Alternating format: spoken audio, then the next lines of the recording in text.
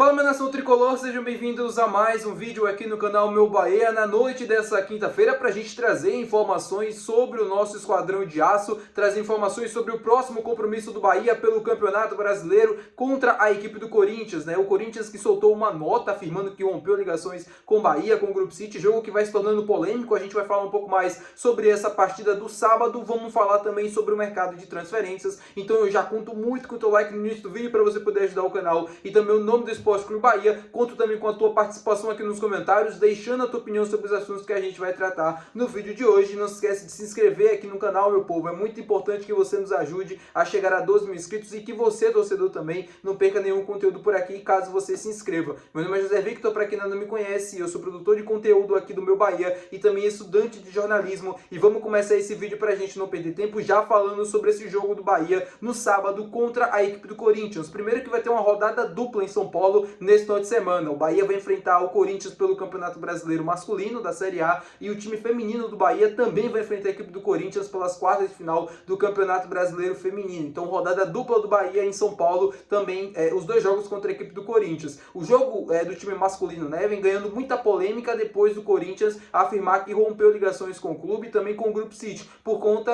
do jogador, né, que o Bahia tirou do Corinthians, da base do Corinthians, o Cauê, de 16 anos. O Bahia pagou 14 milhões, que era o valor da multa, e levou o atleta. O Corinthians está acusando o Bahia, né, de acionar o jogador, né, para tentar trazer ele e tal, essas coisas assim. Vai recorrer à CBF, vai recorrer à FIFA, e de fato é uma situação muito complicada, porque está gerando muita polêmica e é uma situação muito grande. Eu não tenho dúvidas nenhuma que essa tensão vai ser sentida no jogo de sábado. O Paulo César Zanovelli, lembram desse árbitro, né, aquele árbitro de Bahia e Flamengo lá em 2023 no Campeonato Brasileiro, que expulsou o Canu, aquela confusão toda, né? O Bahia teve dois jogadores expulsos naquela partida. Ele será o mesmo árbitro de Corinthians e Bahia nesse sábado. Olho nele. É um árbitro que não dá para confiar. Ele já vem mostrando nos últimos anos aí bastante falhas. É um árbitro que aplica muito cartões amarelos, cartões às vezes bem questionáveis, principalmente quando a gente está diante de uma equipe como a do Corinthians, né? Uma equipe de São Paulo contra uma equipe nordestina. Eu não gosto das atuações do Zanovelli. Eu acho ele um árbitro dos que a gente tem disponível hoje no Brasil, um dos piores que a gente tem. Mas, enfim, torcer para que ele passe despercebido, difícil, mas torcer para que ele passe despercebido e que ele não apareça, né, nos holofotes após o final do jogo. Jogo muito importante para o Bahia no Campeonato Brasileiro, tá, meu povo? O Bahia tenta se manter no G4 aí até o final dessa próxima rodada. O jogo contra o Corinthians é importantíssimo. O Bahia que pode, inclusive, tá um ponto, na verdade, de ultrapassar a marca, né, de ter a melhor campanha de um primeiro turno na história dos pontos corridos. Então é mais uma motivação para a gente ir para esse jogo pensando em pontuar, pensando em buscar mais 3 pontos. O Bahia, para mim, tem totais condições.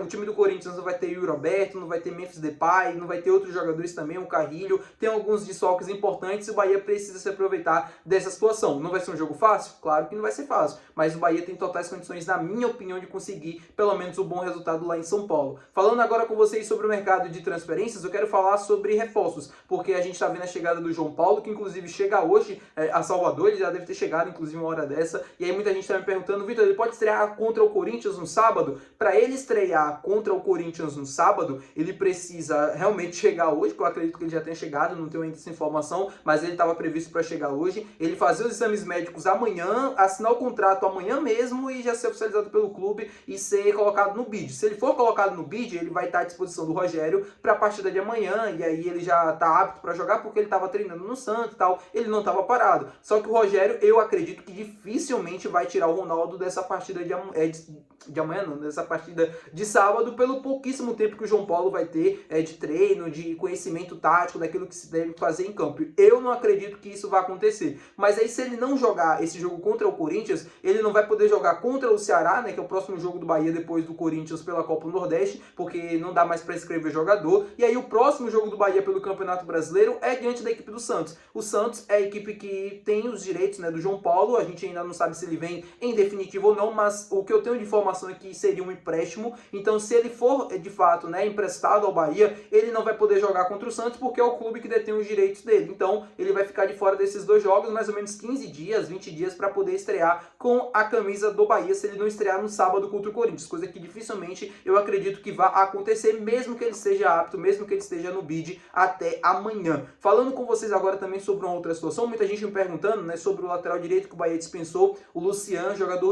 que veio do Flamengo, né, ele está estava no Bahia, o Bahia contratou ele junto à base do Flamengo. Ele foi um dos destaques na campanha do Flamengo na Copa do Mundo Sub-20, né, do ano passado, que o Flamengo ganhou e tal. Ele jogou um jogo, se eu não estou enganado, com a equipe principal do Bahia na Copa do Nordeste contra a equipe do Confiança, quando o Bahia utilizou os garotos ali da base, mais o Danilo Fernandes. E o Luciano foi um dos atletas que me chamou bastante atenção.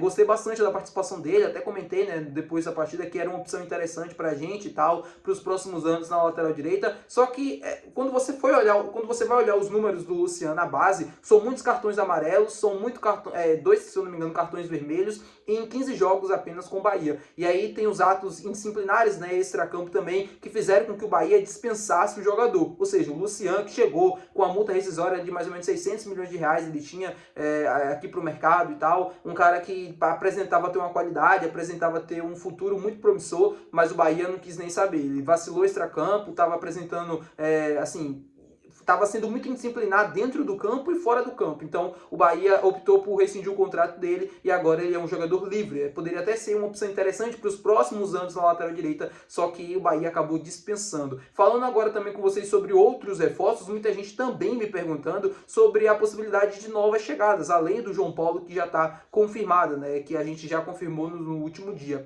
O que eu posso trazer de informação para vocês referente a essa situação é o seguinte: o Bahia está no mercado, o Bahia quer um atacante e quer um zagueiro, o goleiro já chegou. O atacante, provavelmente, esse nome que a gente está falando é o Matheus Sanabria. É o jogador que o Bahia está mais avançado na negociação ali para aquela posição. É o jogador que o Bahia também tem como plano A. As conversas seguem, o Bahia segue tentando convencer a equipe do All-in, segue tentando chegar a um desfecho. Eu acredito que pela distância, né, Bahia, Salvador, Brasil, Emirados Árabes Unidos e todos os trâmites e tal, e até também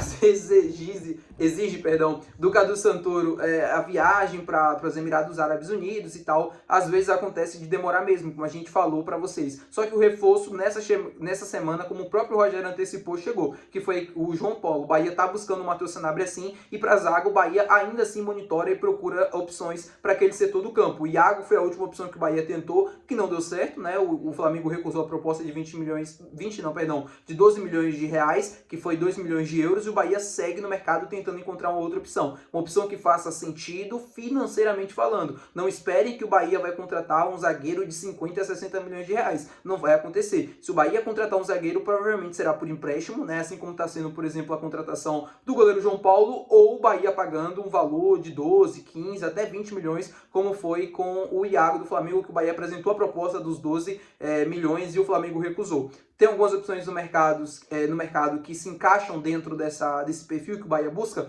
Tem algumas opções. Jogadores mais experientes, né? Jogadores que às vezes estão reservas, né, no seu clube, que não tem ali 7 jogos ainda no brasileiro, ou jogadores de fora, né, do mercado sul-americano. Opções não faltam, né? Falta de fato encontrar uma opção que faça sentido para o Rogério, para ele utilizar dentro do jogo, e também faça sentido para a diretoria financeiramente falando. Que o Bahia consiga se chegar a um acordo. Que poderia ter sido, por exemplo, com o Robert Renan, que atualmente está no Zenit da Rússia, né? Ele pertence ao Zenit, mas estava jogando na última temporada na Arábia Saudita. Ele também tem passagens pelo Inter e tal. Era um nome que estava muito forte. O Bahia tentou, só que ele de última hora desistiu do negócio.